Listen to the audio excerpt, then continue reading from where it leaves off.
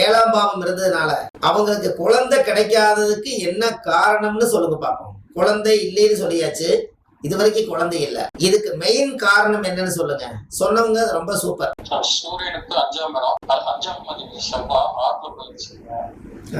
அதனாலயும் குழந்தை பாக்கி கிடைக்காம இருக்கிறது. சரி,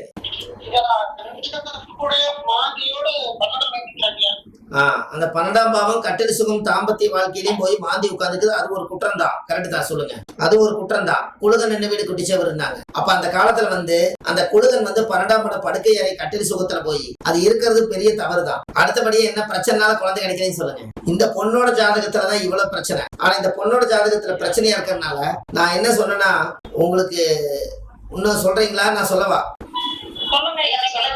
இந்த ஜாதகரு மெயினா, அதாவது நான் பார்த்தோன்னே என்ன சொன்னா, உயிரணுக்கள் சக்தி கம்மியா இருக்கக்கூடிய மாப்பிள்ளைய நீங்க திருமணம் பண்ணிக்கிறீங்கன்னு சொன்னேன். அந்த மாதிரி எப்படி சார் அது எப்படி அப்படின்னு கேக்குறாங்க. அத சொல்றேங்க சார். ஐயா ஐயா கேக்குதுங்களா? இந்த ஜாதகத்தை பார்த்தோன்னே நான் என்ன சொன்னேன்னா, உயிரணுக்கள் சக்தி குழந்தை பாக்கியம் பெத்துக்கிறதுக்கு உயிரணுக்கள் சக்தி கம்மியா இருக்கக்கூடிய மாப்பிள்ளையை நீங்க திருமணம் பண்ணியிருப்பீங்கன்னு சொன்னேன். அந்த அம்மா பார்த்துட்டு சொல்ல முடியல, ஒரு அவங்ககிட்ட இருந்து ஓப்பனா சொல்லிட்டாருங்கிற மாதிரி ஒரு விஷயம், உண்மையை சொல்லிட்டாருங்கிற ஒரு விஷயம்.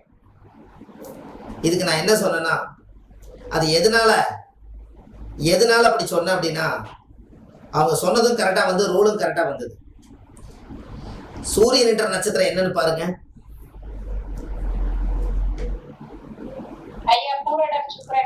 சுக்கரனுடைய நட்சத்திரம்.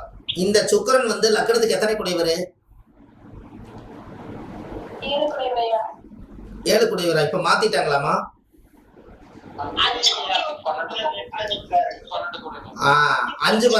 5 குடையவர். அப்போ 5ஆம் இடம் தான் குழந்தை, 12ஆம் இடம் தான் படுக்கை அறை, கட்டில் சுகம் 12.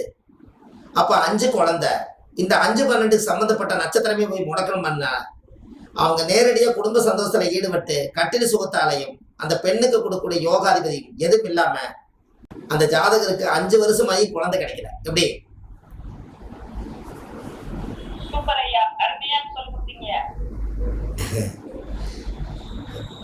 இப்ப உங்களுக்கு புரியுதுங்களா?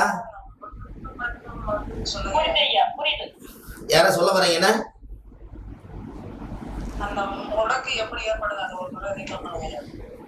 முடக்கு நட்சத்திரத்துக்கு உங்களுக்கு முடக்கு பேட்டர்ன் இருக்கும் பாருங்க. முடக்கு பேட்டர்ன் இருக்கு அவங்ககிட்ட?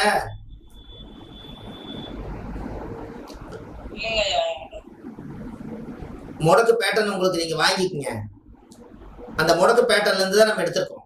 அது நம்ம குழுவில் யாரோ ஒருத்தர்கிட்ட நீங்க வாங்கிக்கங்க, வெளியே விடாதீங்க. அந்த முடக்கு நட்சத்திரம் அது தனுசு வீடா வந்ததுனால அதாவது சுக்கிரன் நல்லா பாருங்க அந்த ஜாதகத்தை.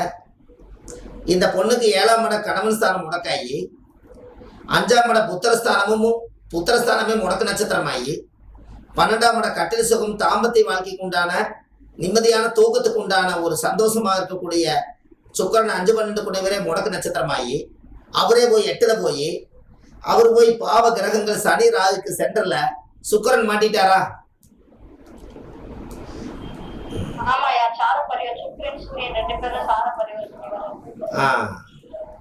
பத்தாவதுக்கு குருவும் வக்கரமாயிட்டாருங்களா? குழந்தைக்கு உண்டான கிரகம் வக்கரமாயிடுச்சா? குழந்தைக்கு உண்டான கிரகம் வக்கரமாயிடுச்சுங்களா? அதே போல சூரியன் தான் கரு வளர்ச்சி எல்லாமே. அவரும் முடக்கு நட்சத்திரம் வாங்கியிருக்காரா? சரி. 4ஆம் இடத்திலேயே சந்திரன் காரகோ பாவநாசம் ஆயிருச்சா? 4ஆம் இடம் என்பது தாய் காரகனே தாய் வீட்டுல இருக்கிறதுனால காரகோ பாவநாசம். 4ஆம் இடம் என்பது தாய் வீடு, வாகன, சொத்து, சுகம் எது இருந்து நம்ம அனுபவிக்க முடியாது.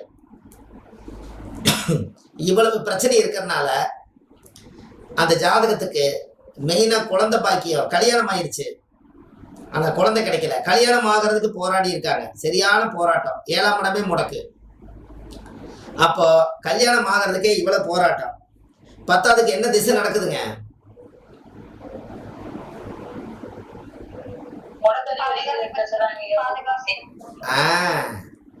பாதகாதிபதி திசை பிளஸ் முடக்காதிபதி திசை. அப்போ இந்த பொண்ணுக்கு சந்திர திசை 2 வருஷம் 4 மாசம் 18 நாள் இருப்பு. ஏன்னா அஸ்த நட்சத்திரம் அல்லவா இந்த அம்மா. அப்ப 2 வருஷம் 4 மாசம் 18 நாள் தாயோட கர்ப்பத்துல சென்றது போக நின்றது. அப்ப சந்திரன் திசை 2 வருஷம், செவ்வாய் திசை ஒரு 7 வருஷம், 7 2 9, ராகு திசை 18 வருஷம். அப்ப 18 ஒரு 9 27. 27 வயசுக்கு மேல இந்த பொண்ணுக்கு வந்து இப்ப எவ்வளவு வயசுங்க? 33 34. அப்ப குரு திசையில குரு புத்தி முடிஞ்சு சனி புத்தி முடிஞ்சு இப்ப புதன் புத்தி நடக்குது.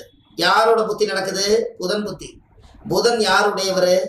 லக்னாதிபதி புத்தி நடக்குது. லக்னாதிபதி என்ன ஆயிட்டாரு? முடக்குல மாட்டிட்டாரு. அதனால இந்த பிரச்சனை இந்த பொண்ணுக்கு என்னன்னா, எங்களுக்கு வாழ பிடிக்கல, இந்த ஜாதகருக்கு வாழ பிடிக்கல, வீட்டுக்காரர் நம்மளை வச்சு வாழ மாட்டேங்கிறாரு, நான் என்னதான் பண்ணட்டும் அப்படின்னு. ஒரு குழந்தை தத்து எடுக்கலாமான்னு கேட்டா அவங்க குடும்பத்துல ஒத்துக்க மாட்டேங்கிறாங்க, மாப்பிள்ளை வீட்டு சைடு. ஏன் அப்படின்னா இந்த பொண்ணுக்கு குரு வக்கரமா இருக்கிறனால குழந்தை தத்தெடுக்க முடியல. முடக்காதிபதியே வக்கரமா இருக்கிறனால, அது குரு திசை நடக்கிறனால தத்தெடுத்து பண்ணலாம்னா 7 பாதகாதிபதி. அப்ப இவ்வளவு பிரச்சனை இருக்கிறனால இந்த ஜாதகம் நம்ம கிட்ட வருது. இதுக்கு என்ன தீர்வுன்னு சொல்லுங்க. இப்ப ஜாதகம் இதுவரைக்கும் பார்த்தது எப்படி இருக்குன்னு சொல்லுங்க. ஜாதகம் பார்த்தாச்சு. சூப்பர் ஐயா, அருமையான விளக்கம். என்னங்கம்மா? அருமையான விளக்கம் ஐயா. ஆமா, ஒரே ஒரு கட்டத்தான் கொடுத்தாங்க. அவங்க வாழ்க்கையில வாழ்ந்தது பூராமே இந்த கட்டத்துக்குள்ள வாழுது, அப்படியே தெரியுது. பார்த்த உடனேயுமே சக்கு சக்கு சக்கு சக்குன்னு எடுத்தாச்சு. இதுல எல்லாத்தையும் சொல்லி வந்தாச்சு. அப்படியே எடுத்துக்கங்க. வேணா நீங்க லைனை சுத்தி வேணா வாங்க. அந்த ஜாதகருக்கு குடும்பாதிபதியே யாருன்னு கேட்டீங்கன்னா, லக்னத்துக்கு 2ஆம் இடம் சந்திரனோட வீடு.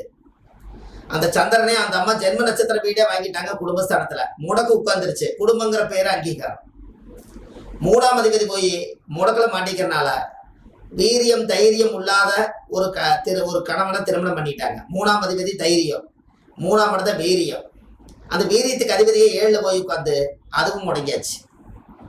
4 சந்திர காரகோ பாவனாசம்.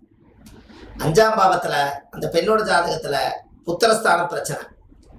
6ஆம் அதிபதியே செவ்வாய், அது போய் 12ஆம் இடம் கட்டில் சுகம் தாம்பத்தியத்தை போய் மறைஞ்சு போச்சு. 7 பாதக 8 வாழ்க்கை ரகசியம். அங்கேயும் போய் நீங்க 5ஆம் அதிபதி முடக்கு நட்சத்திராதிபதி உட்காந்துருச்சு. 9க்கு அதிபதியும் போய் முடக்கு நட்சத்திராதிபதியோட சேர்ந்தாச்சு. 10ஆம் அதிபதியும் தொழில் தீவனம் எல்லாமே பார்த்தீங்கன்னா குரு தான். இந்த குருவும் போய் வக்கரமாயி அவரே முடக்காதிபதி ஆயிட்டார். 11ஆம் இடம் தான் திருப்தியா வாழலான்னு சொல்லி 11 12 இந்த 2 போய் 12ல மாறியாச்சு. அப்போ 12ஆம் அதிபதி சுக்கிரனே கட்டில் சுகம் நட்சத்திரமே முடக்காய் போச்சு.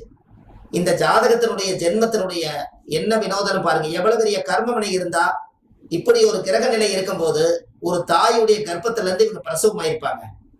இப்படி ஒரு தோஷத்தோட பிறந்து ஜாதகம் சுத்த ஜாதகங்கிறாங்களே. இப்படி 12 கட்டத்தையும் ஆய்வு பண்ணி பார்க்கும்போது இந்த பொண்ணுக்கு நீங்க எந்த கட்டத்தை சரி பண்ணுவீங்க, எப்படி வாழ்க்கை நிமித்தி விடுவீங்க சொல்லுங்க பாப்போம். ரொம்ப டிஃபரெண்டான ஜாதகமா இருக்குங்க. அப்ப ஒருத்தருடைய ஜாதகத்தை நீங்க வாழ்க்கையில போட்டு பார்த்தா உங்களாலையும் ஆய்வு பண்ணி அவங்களுக்கு சரியான தீர்வு கொடுக்க முடியும். நான் முதல்ல என்ன பரிகாரம் சொல்லியிருப்பேன்னா, உங்களுக்கு பரிகாரம் வேணும். அதுக்கு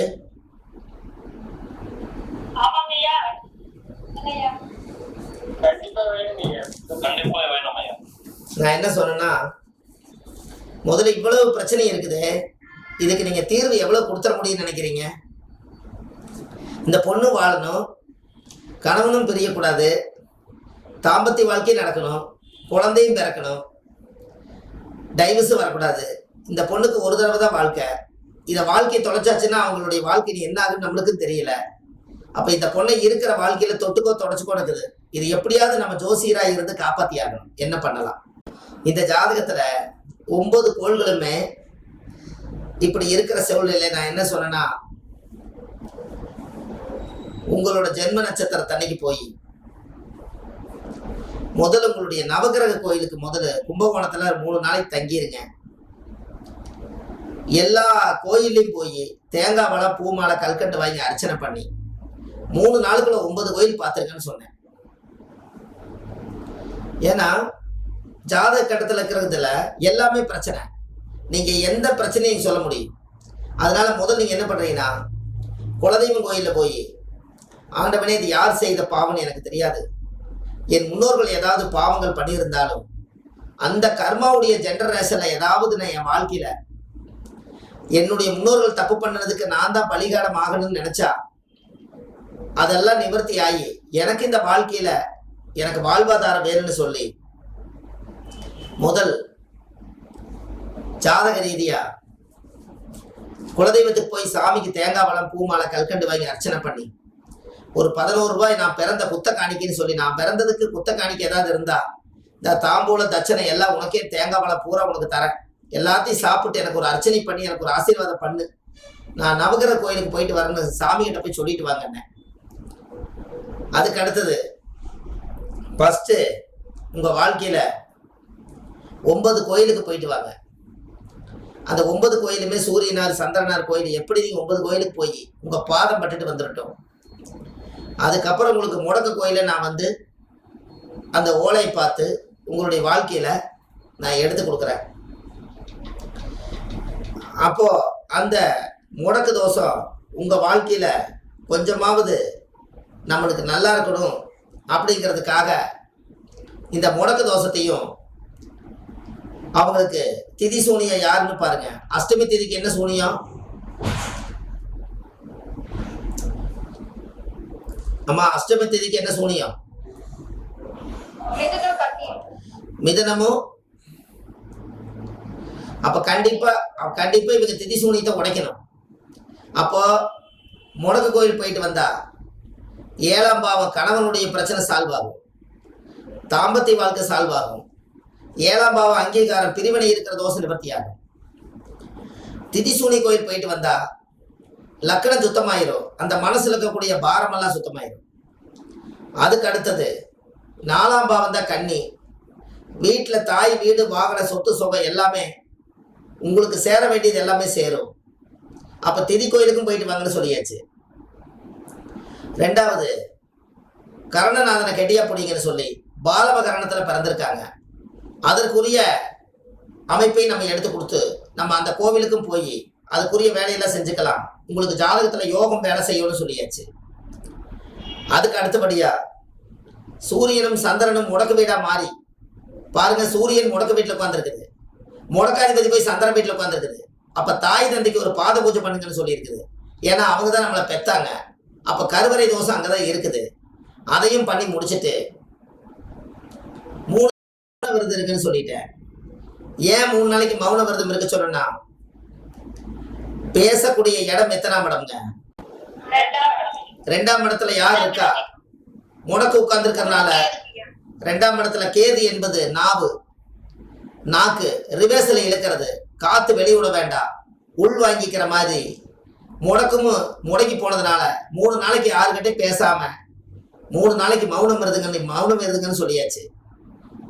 இது எல்லாம் பண்ணி முடிச்சுட்டு நல்லா வாழ்ந்த மகான் கிட்ட போய் குரு நட்சத்திரமா இருக்கிறதுனால ஒரு குருவா இருக்கக்கூடியவருக்கு போய் ஒரு பாத பூஜை பண்ணிட்டு வாங்க.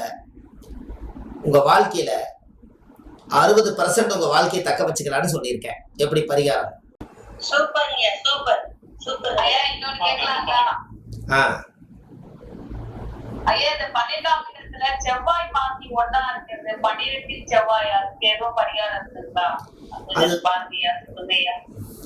அதாங்கம்மா, இந்த செவ்வாய் மாந்தி இருக்கிறதுனால, செவ்வாய்னா புருஷன், மாந்தி அது கூட சேர்ந்து இருக்கிறதுனால என்ன சொல்றது, உயிரணுக்கள் இறந்துருச்சு, அதான பிரச்சனை. சுக்கிரன் என்பது சுக்களம், சுக்கிரன் என்பது சுக்களம், சுக்களம் இருக்கக்கூடிய உயிர் சக்தி. சுக்கிரன் என்பது சுக்களம், செவ்வாய் என்பது புருஷன், மாந்தி என்பது டெத்து. சுக்களம் டெத் ஆயிட்டே இருக்குது, அதனால குழந்தை கிடைக்க மாட்டேங்குதுங்க.